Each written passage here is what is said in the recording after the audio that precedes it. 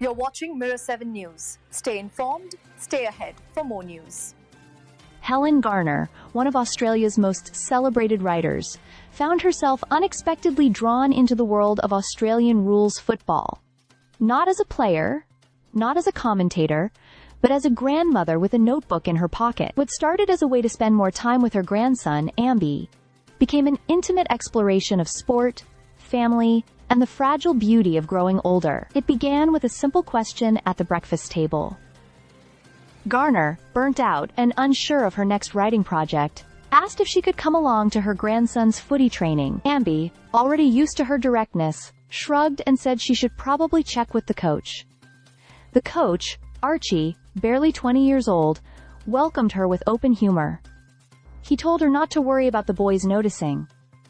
"They're 15, he said. They won't care. They're just boys trying to be men." So, notebook in hand, Garner slipped quietly into the rhythms of suburban footy. She perched on park benches, surrounded by skateboarders, trains, and construction sites, watching her grandson transform from boy to young man among his teammates. She saw awkward kicks, dazzling marks, moments of shame, and bursts of confidence. To her surprise, the game itself began to grip her. What seemed like chaos from the sidelines revealed itself as poetry. A shared language, almost ritualistic, that carried a community through the bleakness of pandemic lockdowns. For Garner, football became more than a sport. It became a lens through which to see men differently. Having spent much of her life fighting against patriarchal structures, she found herself studying the delicacy beneath male toughness, the way boys push themselves, discipline themselves, and sublimate their violent instincts into something structured, even graceful. Football rises when the chips are down, she reflected. It sustains us.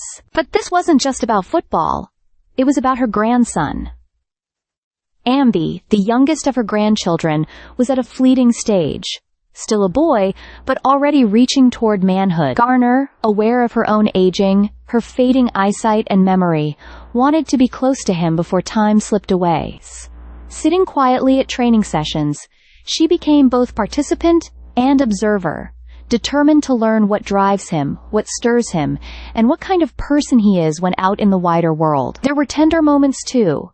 Conversations about nerves before games, complaints about sore muscles, even talks about sadness and how people want to be remembered. In these exchanges, she recognized the fragile interior life of a boy who would soon be grown. Helen Garner's immersion in her grandson's footy club wasn't just research for her book, The Season, A Fan's Story. It was a love letter to family, to the poetry of ordinary life, and to the fleeting, unpredictable ways that sport and memory entwine. Through football, she rediscovered joy, resilience, and the urgency of being alive.